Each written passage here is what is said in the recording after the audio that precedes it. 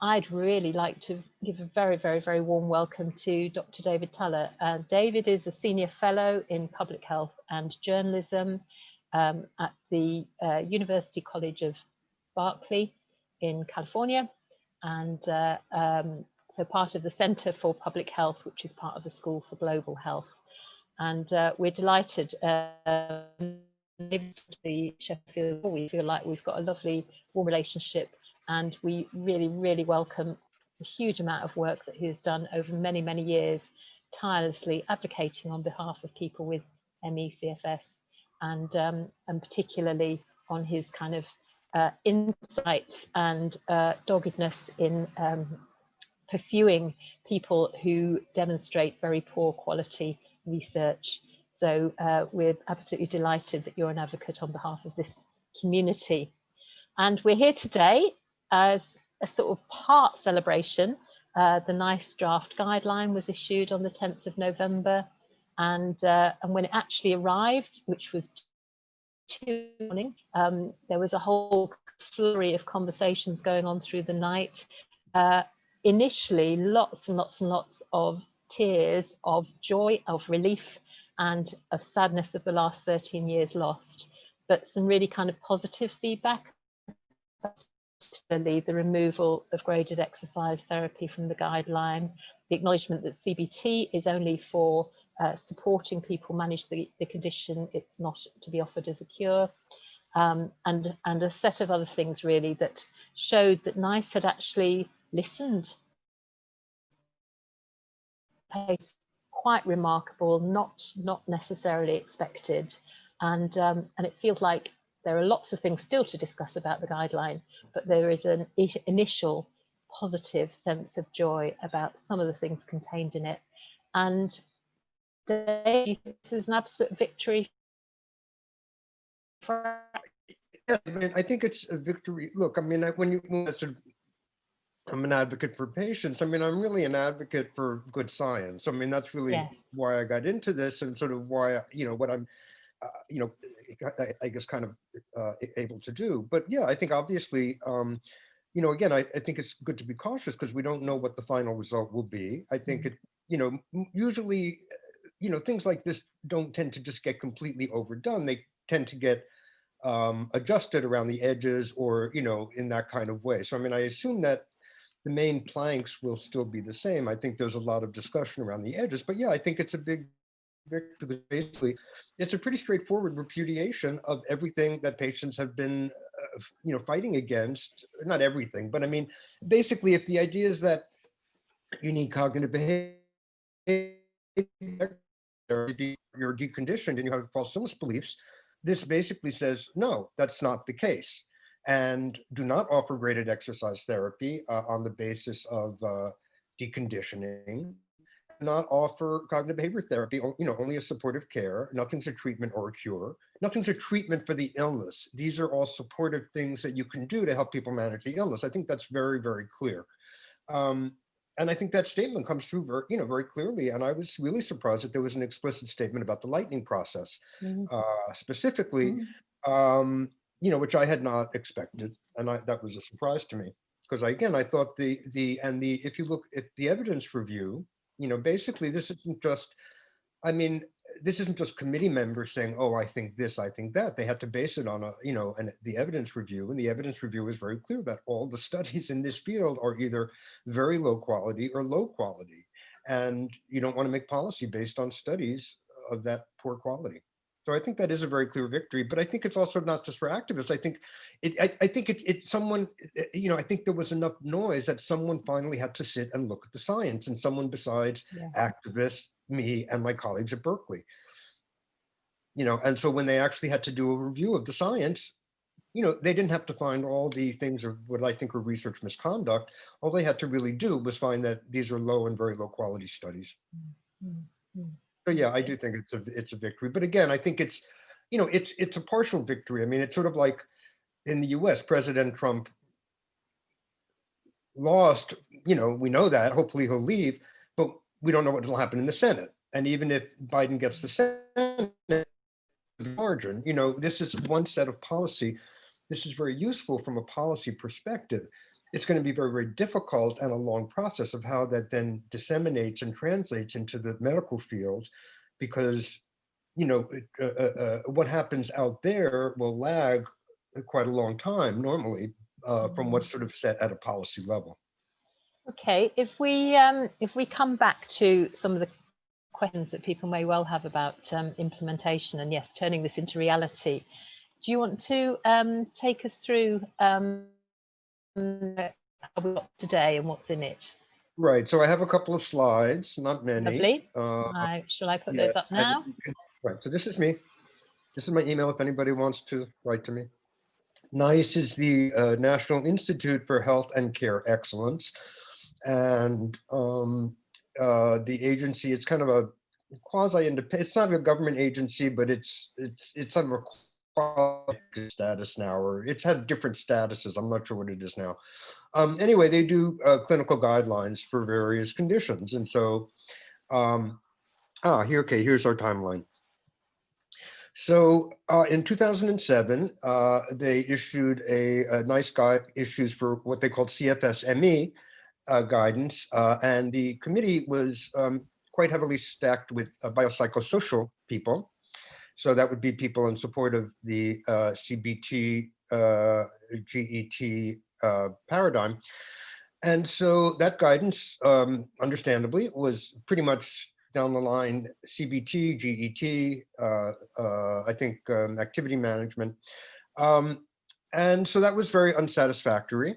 But it was the standard of care essentially, and PACE was, on its way to being used to prove that these worked. And so in 2011, the Lancet published the first PACE results, and that was sort of used then to, in a quick review, to kind of reinforce, like, oh yeah, the NICE guidance is good. We don't need to do anything because this just reinforces it.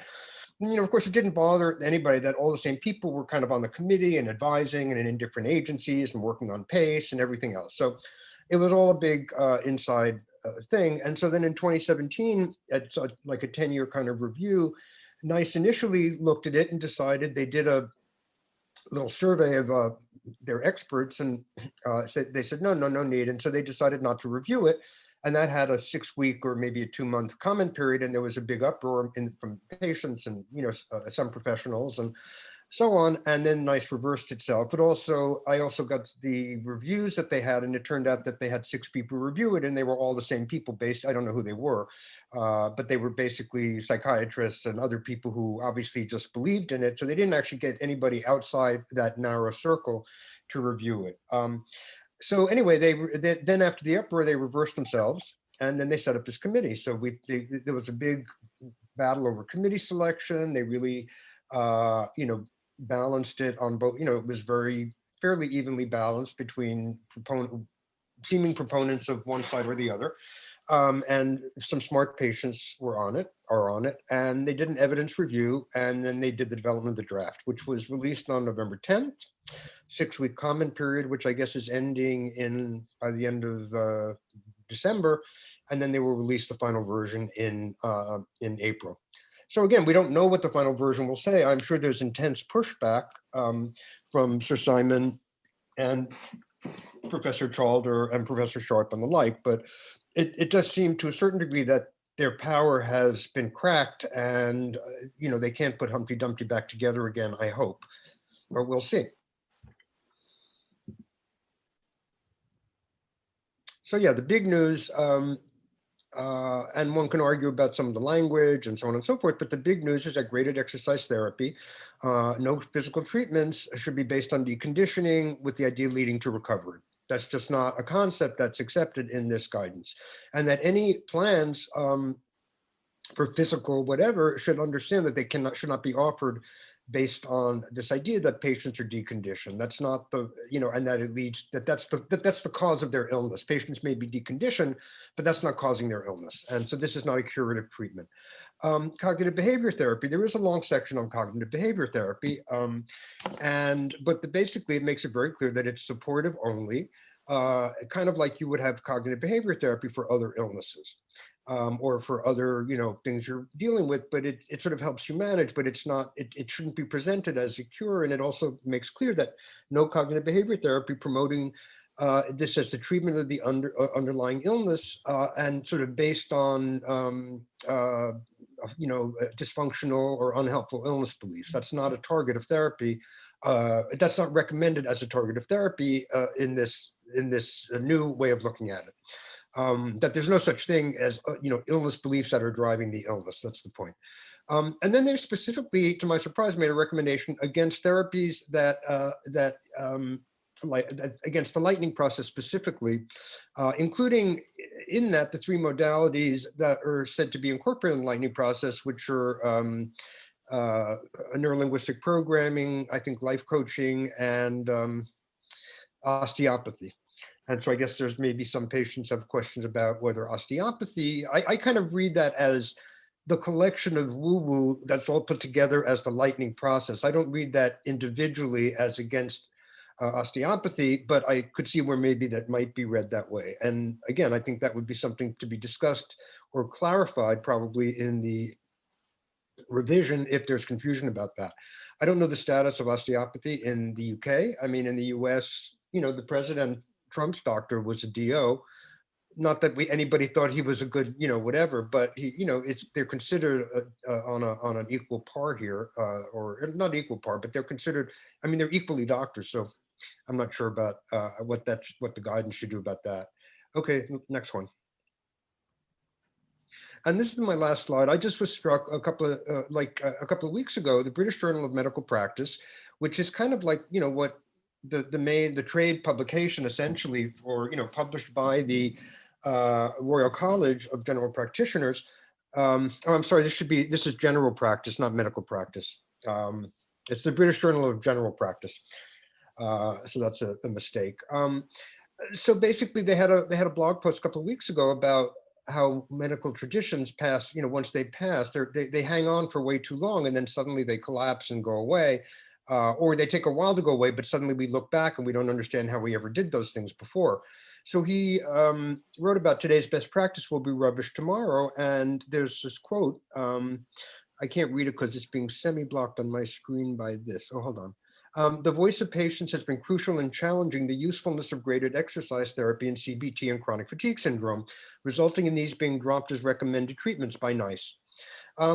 So I just find it very startling that already within 2 weeks, this was published 2 weeks after the release, with already that it's being cited in something that's read by general practitioners as an example of something that is being rubbished, this paradigm. So, it's very quickly, I think, being recognized or will be recognized, or hopefully maybe this is an indicator that it will be, that this new framing will, be adopted, by GPs, and that it won't take forever. Okay, that's all my slides. Okay.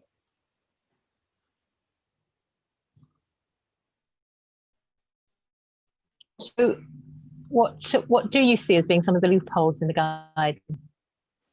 I'm sorry, say that again. What do you see as being some of the loopholes in the guideline? As being promising in the guidelines? What are some of the loopholes? What do you think of some of the sorry, yeah? Okay. There's okay. a little break in the sound. This is a problem because clinical guidelines are guidelines, right? They're not going to be an exact. What happens in the clinic, in the examining room, is not going to be exactly the same thing. It takes a long time for practice to change, usually, as we know from medical history. So I think, the same, like when Kaiser Permanente a couple of years ago, they made a big, the guy who runs Northern California office, they were making a big change in how they viewed ME, and whatever. And, he apologized. How could we have gotten it wrong? So they may have a different policy. It doesn't necessarily mean it's going to trickle down, just automatically. It has to be kind of promoted. It has to be, pushed out there. So it's nice to see something. So it got covered. And what was interesting was So I think a lot will depend on how the education's done, how much of this gets put out there, how much it gets taken up by people like this blog, in the British, on the side of the British Journal of General Practice. I mean, that may get, I don't know how people, the main message is, I think the points that we've talked about. Now, people are very concerned. There's a lot of issues. So, for example, there's a whole long section on cognitive behavior therapy. Why is that even there? If this was a regular, you wouldn't automatically an illness, but of course it's there because that's been the paradigm. And so they really do need to have a significant section, I think, on cognitive behavior therapy. But some of the concern is, well, what about other supportive modalities or supportive, not interventions exactly, but supportive care kinds of things? And are those getting short shrift, and how much should be offered, and that's a question. And but I think also clinical guidelines can't tell you everything. I mean, a lot of this, because we don't know what, we don't have treatments, we don't have, for the illness, we don't really quite know what it is. It's very hard to be so prescriptive in an encounter that the guidance is going to tell you everything that's going to happen. I think part of what the onus, not the onus, but the responsibility, or part of what I think is beneficial about this is that patients can use this to counter demands or counter poor doctoring, right? And they go to the doctor now, and the doctor says, you need CBT because this or whatever. They say, I'm sorry, that's old school. That doesn't work anymore. Here's what, NICE now says. So, a lot can be in the guidance, but that to some degree, it's going to be patient educating each other, which they do, and patients being able to use this to advance their own goals in clinical care, if that makes sense. I think it really does. And there's a question Don't just have to take a letter to the Lancet now, with 100 signatories and challenge the pace. Then I can say, NICE doesn't recognize this anymore. Look, all the studies that you're talking about are low quality or very low quality. No, don't suggest the lightning process because it's a low quality study. NICE says no. So I think guidelines only can do so much. Then it's more, they're kind of a statement. And then to some degree, it is incumbent upon patients to be able to use that or to figure out a way to use that. Now, one of the loopholes, so one of the things that's a problem, again, some of this is different in the UK and the US. So, I'm not I'm in my San Francisco place. So, I'm not in the UK at the moment. So, UK has a whole, the whole setup of CFS, ME services, right? There's still, I think, CFS ME services. I don't know if they're being called ME CFS services, right? So, I think, and I don't know, some of them are maybe now becoming MUS services, become more genetically unexplained symptom services. So, I think there's going to be some things happening. I think those are still, those people still are going to feel like they need jobs. There's still people who are still going to be sent to those clinics. So it's unclear to me what a lot about, someone who specializes in ME CFS. Well, who are those people? Those people were specializing in it, but they were offering the wrong stuff. Are those same people going to be re-educated to unlearn what they've been offering? It's not really clear to me what who those experts are that they're talking about. And does the guidance mean the experts that are currently doing that? The other implication is that if there's no treatment for something and there's only supportive care, then, there's only so much a doctor can do anyway, or a clinician. Those are things that people can be advised to do, but supportive care is a very, very individual thing. My supportive care may become, it's not a treatment for my illness, it's supportive care. So I may want one thing and someone else may want something else that are completely different. So to expect a guidance to sort of list out every possible supportive care is also, I think, not really realistic, because I don't know that you do that for other illnesses. So going back to the CBT, some people are saying, well, they want more about others, there shouldn't be so much on CBT because it doesn't make sense. And that I can understand the communities, it doesn't make a lot of sense, if you're, unless there's evidence it's particularly useful in some sort of way, there's no particular reason to have it there, But again, it kind of does need to be there to counter the 30 years of CBT inculcation or brainwashing that the people providing care to people with CFS cult deprogramming, I think, that will need to go on among those who are wedded to this old paradigm. And so how that will play out exactly, I don't know, but on patients to do some of the work, patients and clinical care. It's oh, you've got some thumbs up there as well. It's very interesting. There's a real sense in which when everybody with one little kind of rolled up paper copy of it, because that's what you need to take to see your medical practitioner, right, isn't it? That there's a patient education role here. I think there's definitely a patient education level because, assuming these stay in, again, people can quibble. I mean, there's a lot of discussion. I haven't really myself gotten into the details about this or that should be in it because it's sort of a little bit, I mean, the big thing is that, it's a little bit beyond my kind of purview, I guess, to go into all the specifics. But I mean, I think obviously there'll be some changes and there'll be hopefully some improvements and whatever. But I mean, I think it is a powerful document for patients, and it's an official agency document. It's not, a Columbia professor, or it's not a Berkeley, unshaven guy running around, whatever, saying it. It's nice, that's a big deal. And even if it gets trimmed, I don't hope it doesn't get trimmed back, but I mean, the fact that they came out with this and they're standing behind it and this is what it is, I think that's a big deal. I say that because I haven't been sick for 30 years and I haven't been through with these agencies over and over again. And, I'm in the US, and so it doesn't affect me the same way. So, but from my perspective, it does seem like a big deal. Yeah, it does seem like a bigger deal. I think that's right. And you've touched on the idea that, we have the set of professionals who are there at present, who, whatever their own values and beliefs are, have been influenced by the dominant biopsychosocial model way of thinking.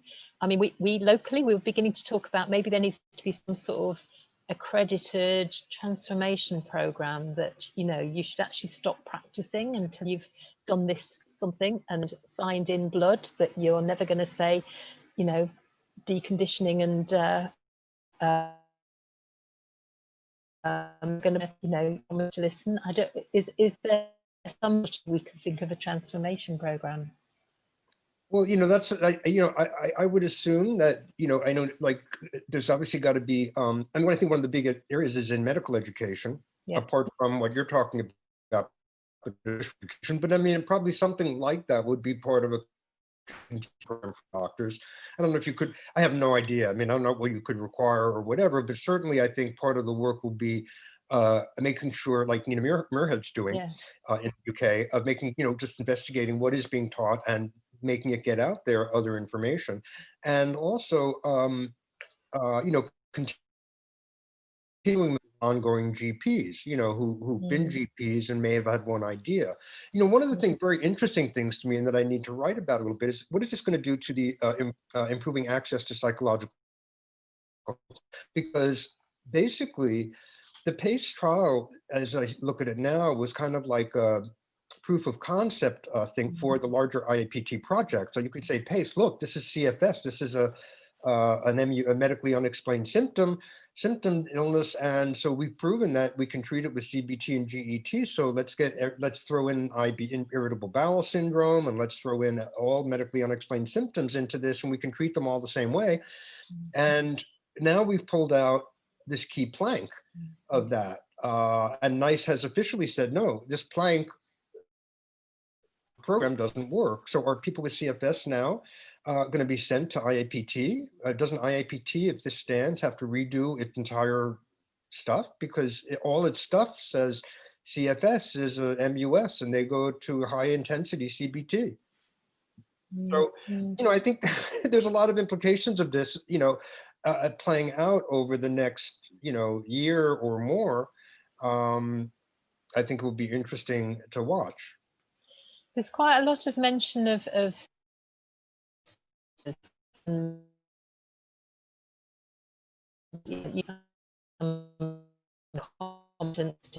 MECFS, and I think most people have found that not to be the case. Mhm. You know, where are these people with expertise? And it's interesting. Mary's just been making the point that I expertise built on patient experience is important, but it doesn't necessarily apply to other people. Well, I think the interesting thing is, like, when I read that, I think, well, who are those people? Because presumably the people on the committee who fashion themselves as experts in this field are those who would be among those, you know. So I mean, basically, it's sort of unclear. Are the experts the old experts who now have to refashion themselves into experts per the new nice guidance, or who are the, or do they? It's not clear. Obviously, the intention would be that these are not people because you're deconditioned and you need CBT because you have unhelpful illness beliefs. Those specialists that they're referencing must be people, presumably, who would give them the right advice. Where are those people in the UK? I don't know. But presumably that's one of the conundrums that will have to get worked out as this gets implemented. Or not implemented, as this takes, because the NICE doesn't get implemented, NICE just is there, and then others use it as they see fit. It's not prescriptive for anybody. Yeah, we've got a shout out for Charles Shepherd from the ME Association as one of our UK experts. So yeah, you're absolutely right. Thank you, Craig. Basically, when they talk about like MECFS specialists, like in the thing, so obviously there are a few, 3 or 4 doctors, you know, who really are very dedicated to this. I mean, in the US, we have, I don't know, 20, how many around, but that they can't see everybody, you know. So again, there's going to be some determination. Who are these specialists that they're talking about, and how do we, you know? Presumably a physiotherapist, if they just had if they said, oh, I didn't realize that. Okay, now I can just do a physiotherapy program for somebody without the idea that they're deconditioned. That may be an easy translation to make for physiotherapist, or for someone who's providing services because they were told that's what I mean, a lot of the people doing this, I assume, are not ideologically wedded to the CBT GED paradigm. They're wedded to doing physiotherapy for whatever reason. So there may be a lot of people who are in that network who are doing physio stuff, who are not wedded to who are easily able to say, oh, let's do it on a different basis. The psychologist may have a much more difficult time. The CBT therapist may have a more difficult time. One thing that is written in is this idea of a physical activity program. It's in the way that you said, you know, it's unusual to have such a long bit written about CBT, but it needs to be because of the history of what the story has been around. Makes sense for the committee. I can understand why they decided to do it. Whether it needs to be, I'm not 100% sure, but yes. But yes, there's a lot about physical activity in a way that there might not need to be to explain if GET wasn't but the overarching. It sort of does, it sort of doesn't, because you can have an energy management plan, which feels like it's kind of quite a personalized thing, which is absolutely about your own energy envelopes and what you may be able to manage to do without triggering symptom exacerbation. But then there's a physical activity program, which begins to kind of slightly drift into the language again, doesn't it? Of that there's some kind of structured something. So here's the thing that, you know, most people need. The whole paradigm was set up to provide treatment as if there were treatment, like towards recovery. Once you've taken that out, any treatment, all they can do and what they can't. They already are pacing. They know they can take, maybe if they need, you know, help with activities of daily living. I mean, if people are so severely impaired that they need help with activities of daily living, they can only go to the bathroom once a day or that kind of thing, yes. But if it's many people who are homebound, but know what to do in the home, you know, not a program to get them to recovery, which this guidance explicitly recommends against. I don't know that there's a function for all these people, right, doing programs. People don't need to be trained. One of the things in pacing was that adaptive pacing therapy made no sense. Pacing isn't a therapy. Once you have a therapist, it's a different thing. Pacing do a little bit to set up a, but it's not, people do it on their own, and so I think a lot of what some of the language in there about physical programs and stuff, people probably won't need it, but I think it is made to some degree a make work for people who already are in the business of doing that and now have to shift to a maintenance strategy rather than a curative strategy. And if it's only a maintenance strategy, people don't necessarily need help maintaining their current level of illness. They already know how to do that.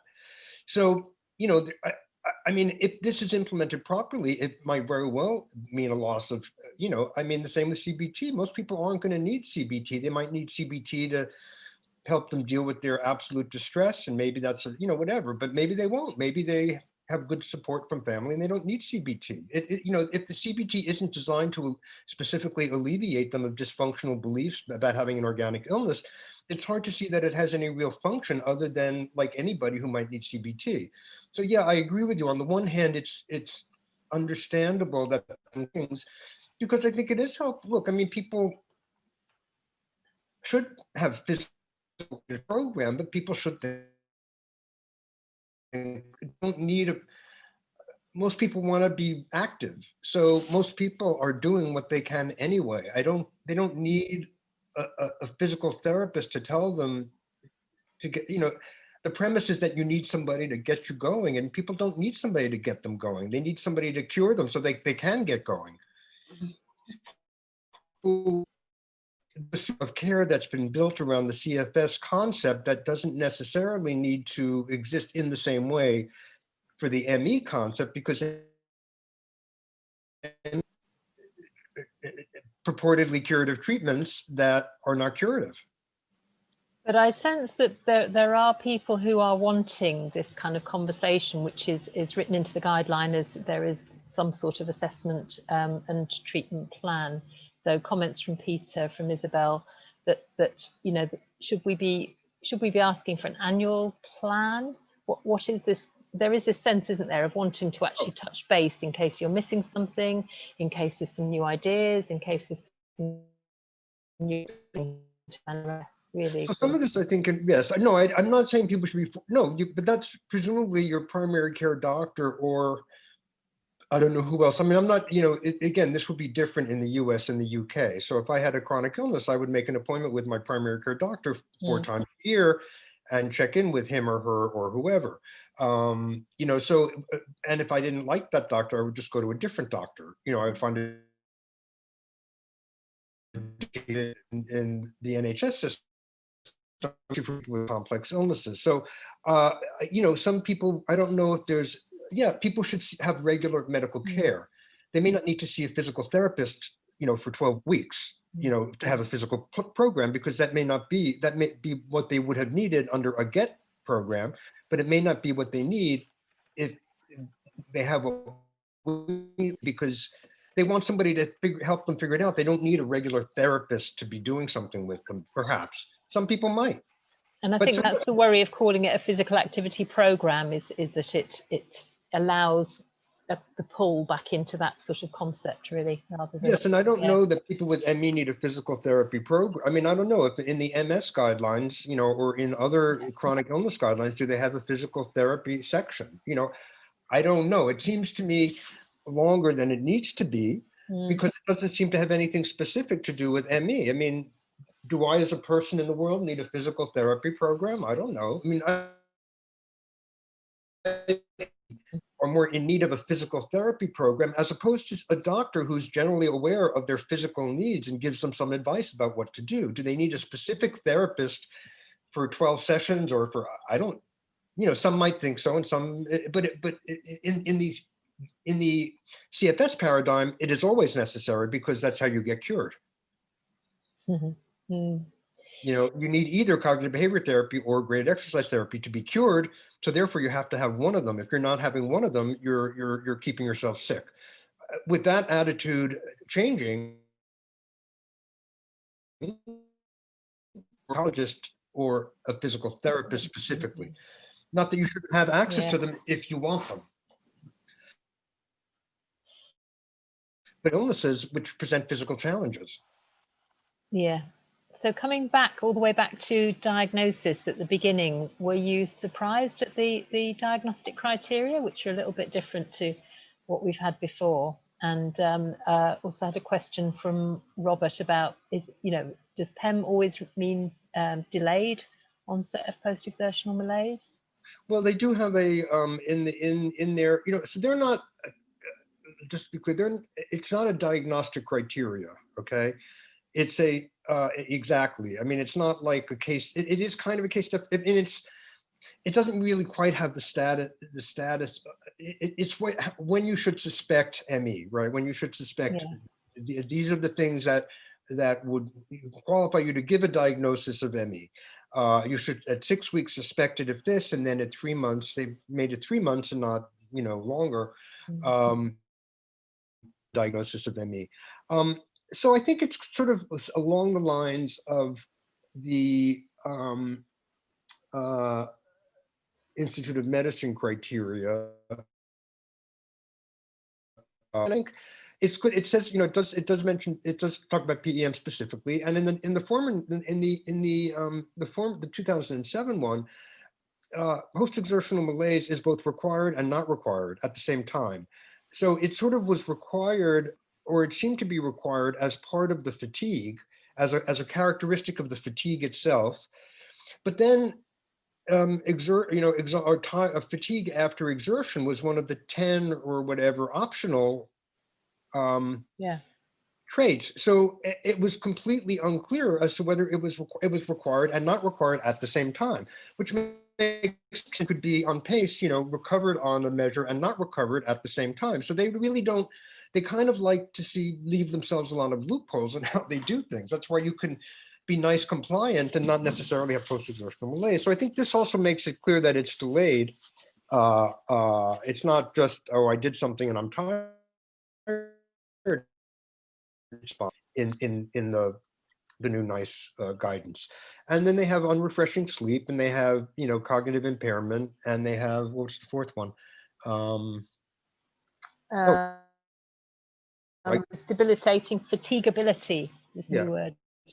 Fatigability. So that's, different. And it's interesting that they renamed it post-exertional symptom exacerbation, which is probably a more accurate, which are better for two reasons. Malaise is always sort of like fatigue. It's like very Victorian.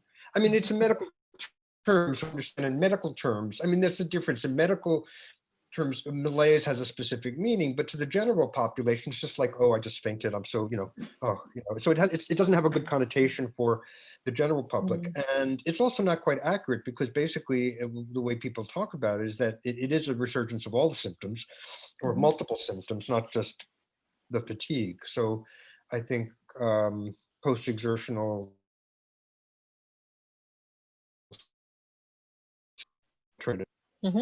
Okay, good. Do you want to make any comments about long COVID? Oh, right. Okay. So the relationship between the two. As a group, we're intending to embrace local people who are living with long COVID symptoms, because where they feel it's appropriate. I just think there's a lot of conversations to be had with people with ME/CFS about. I think it's really interesting. It's definitely, and again, this may work differently in the US and the UK, but it was very clear early in March or April. I remember talking to colleagues, and I wrote a couple of pieces about, I think in April, we were likely to see long-term things, and that it might look like ME, it might not, but that we were likely to see long-term consequences, and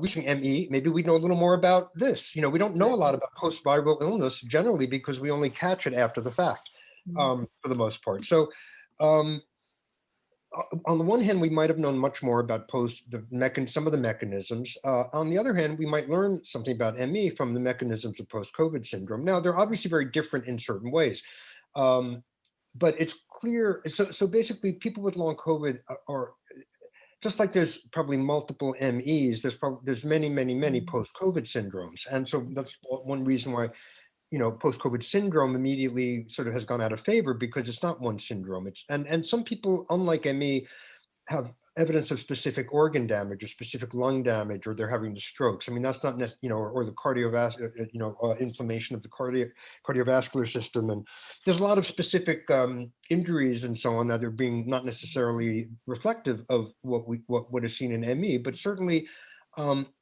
lot of the long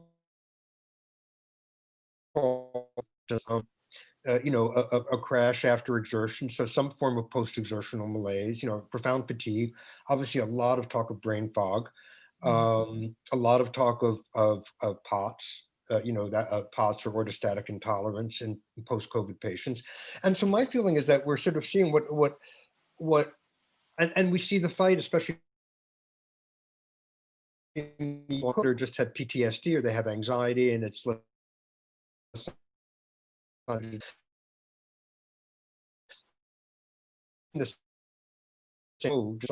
Chalder early on had a video about, people need to exercise if they can, and get back to normal, get back to their activities. And the Royal Society of Medicine had a thing, and Alistair Miller was up there saying, well, PACE got bad publicity, but we know that CBT and GET work, and so he was proposing that for post-COVID patients. So there's been a lot of recommendations of post-COVID patients. And so, and we know NICE put out a thing in the summer, which caused some controversy, that just because we recommend ME for, we recommend GET for ME patients, don't think it applies to post-COVID patients.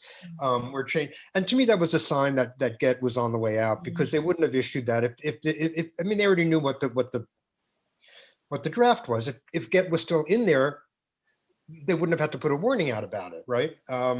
So to me that was a signal that GET was likely out as a recommendation.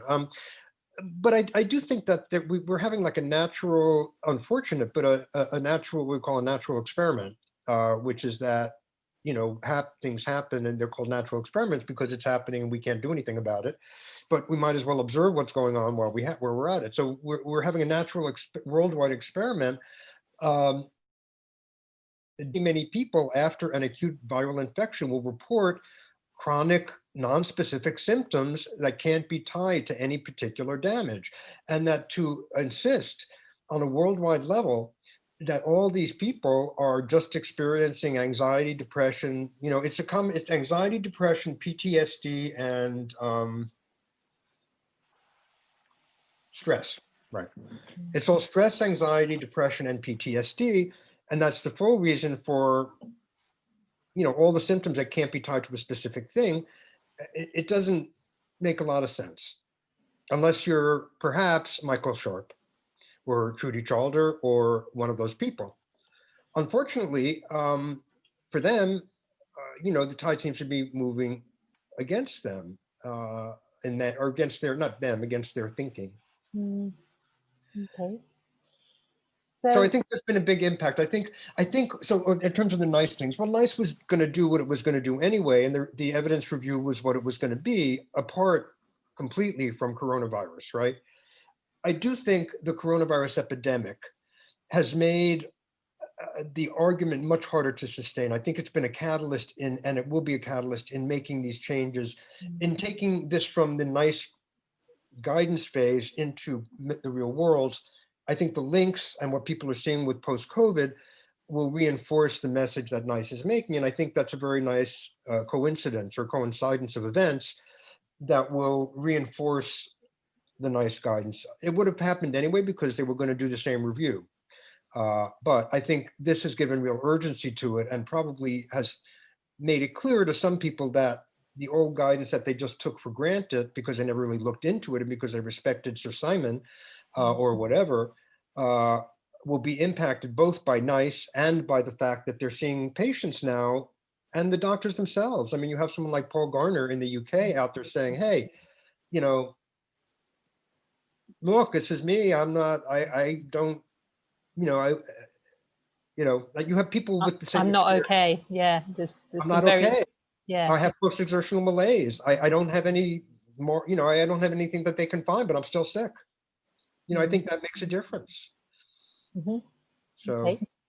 and I think it reinforces the message that patients had been trying to convey, and that's, had taken root. I mean, obviously things had been changing. I think this does help. This is my hope. I'm generally a gloomy, pessimistic person, but this seems to me an optimistic movement.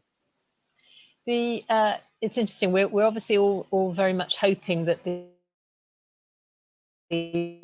which you've mentioned a couple of times this evening, will be negatively impacted by the NICE guidance, possibly. But I want to say one thing about that. I want to say one thing about that, which is that when Kate Callan at Reuters was doing her article, and when she interviewed me a couple of times, and she suggested or said, "Well, don't you sort of want to ruin, you're out to damage their reputations or damage their careers?" I said, I have no interest in them personally. I'm out to damage the reputations of their studies. I'm out to discredit. Oh, discredit them. I don't care about them. I want to discredit their work so their work can't harm people. I understand that collateral damage is that their own reputations get discredited, as you suggest, but that was never my personal aim. I totally echo that. It's to get them to change direction is what I would have gone on to say. If they don't practice, I think it's a good thing for patients if they are not practicing anymore in this domain, certainly, but that's different from wishing them ill personally or wishing them ill, whatever. I don't care about them. I just care about the patients. Guideline, I mean, obviously it's still in draft stage and it's still got to go through its final iteration, but will to work as well? Oh, well, there are multiple things that might affect. Well, first of all, I'm 64. Next year, I'll be 65. I can't do this forever. I will probably do, I'll keep doing it for, yes, I want to follow the NICE thing through. I feel a little bit like,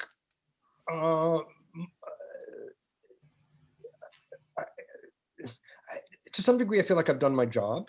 Like, I feel like there's a momentum that's beyond me. I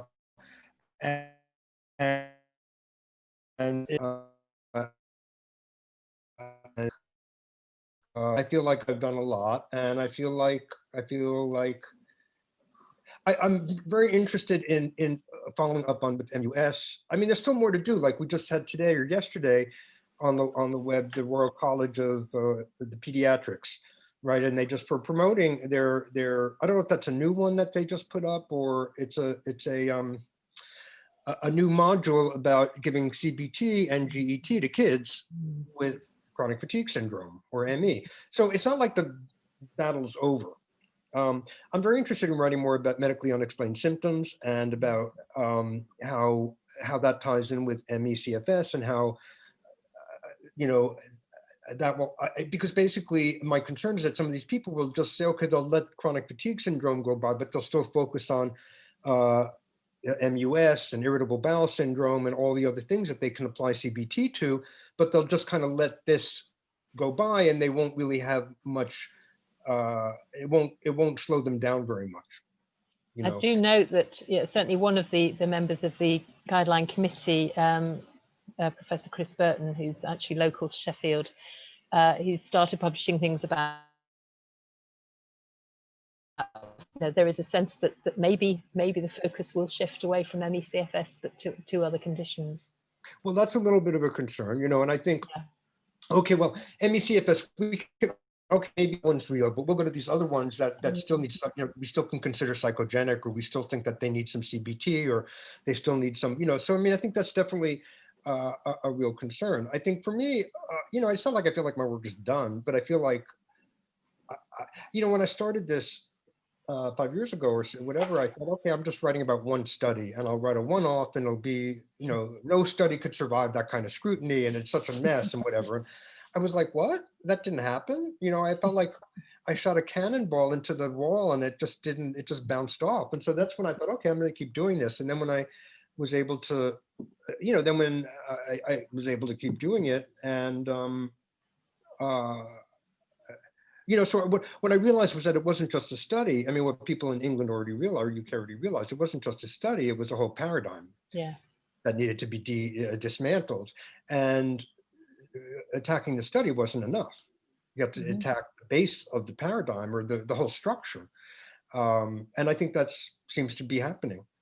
Stuart's mentioned the LIFT study, which he was a participant in, about interventions for people with chronic fatigue.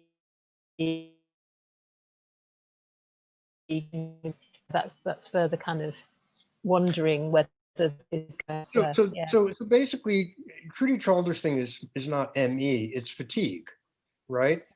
She's into ME because it's chronic fatigue syndrome, not because it's ME. So she's applied her stuff to, they just did a big trial that I wrote about a lot on cognitive behavior therapy for dissociative seizures, which are so-called psychotic epileptic seizures. Of course, that was, even though its primary outcome measures failed, but KCL, King's College London, is promoting it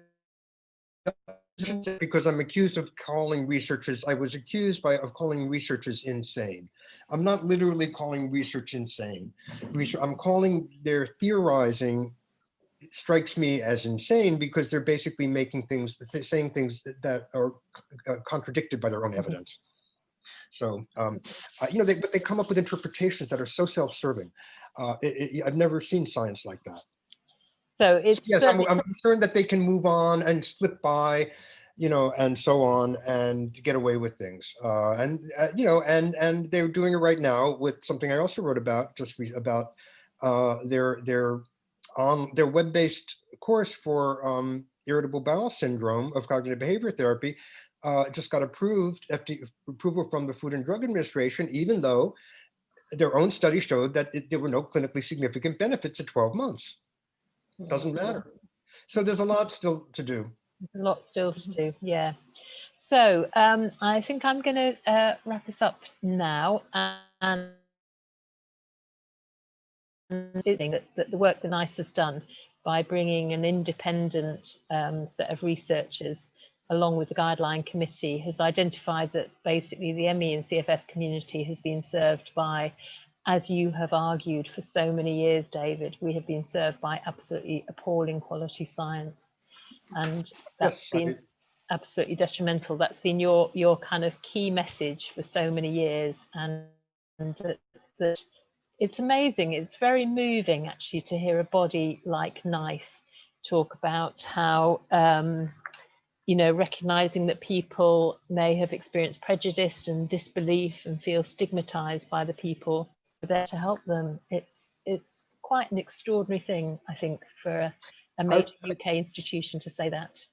I'm sure it must be amazing there. I remember when first did a couple of the open letters, and I remember some of the responses from patients were to the experts were like, thank you so much for saying these. It's basically, you feel recognized. You feel like somebody's, when you're gaslighted, it drives you crazy. That's why it's called gaslighting. And it was very clear that to me, after the first year or two of this, I was going insane with these people. I was like, they said, what? They're claiming what? I can't believe it. And my friends would think I was nuts because my friends aren't in ME, but they're like, I'm going on. And they're like, no, I can't, I would be going insane. And that's what gaslighting does. And I wasn't even a patient. I'm perfectly healthy 60-year-old, but I mean, people drive you insane when they gaslight you. And this has been 30 years of real gaslighting. And when gaslighting stops, I guess you can't believe it for a while. It's like, isn't that still happening? Like, aren't they still? How could that not be there anymore? And it still will be there for many people, and I'm sure many doctors will continue. Usually out of not malice, but just because they don't know better. But if this makes these studies stop, I mean, the NHS, not NHS, yeah, I mean. MRC has been spending still all these studies on, every way you can slice and dice CBT and GET for ME patients, follow-ups and this and that. It's nonsense. It's ridiculous. So anyway, I'm glad that seems to be finally being, recognized. And I have to say that the coverage was pretty good. I mean, the Times did good coverage. And people, I thought it was fine. I mean, I thought it was, I minded a later article, but I thought the coverage was respectable. I noticed that Reuters, I don't think, had one, and Kate Kellenden did not write one at Reuters. I don't know why they didn't cover it. Maybe they did and I didn't see the article, so I shouldn't say that. And maybe there's more coverage still to be had, but and it's a smooth ride going forward. It's still going to be bumpy. We're still going to meet resistance. Well, I think patients can at least take comfort from the fact that it's been said. And I think the fact that that's out there, and the fact that the draft really, basically, I hope patients who've been confronting this for years feel, you know, I'm sure they feel angry. I know patients are so angry. I understand that. I hope at least this gives some comfort, even in the midst of the anger, and even in me, people saying 13 goddamn years, why did this have to wait? I totally get that, but it's a good moment. We had horrible 4 years here now, at least we're slightly relieved, you know, it doesn't do the damage of the last 4 years. I apologize if there are any Trump supporters out there, but it doesn't undo the damage, but it's like, you know, it feels like at least we're stopping jumping off a cliff. Yeah, and I think it's really given the Sheffield ME and Fibromyalgia group a task going forward, which is to do everything we can possibly do to empower all of our members. If you're not already a member, please feel free to join us. We're, of course, dependent on membership fees, and you'll find a way of doing that on the website. So empowered by this too. I think in addition to feeling hopefully validated, this is a document they can use to advocate for their own medical care. That's the value, that's one of the key values of it. Even if it's in the draft form, this is what this is official. And some of the articles are saying NICE now no longer recommends. That's going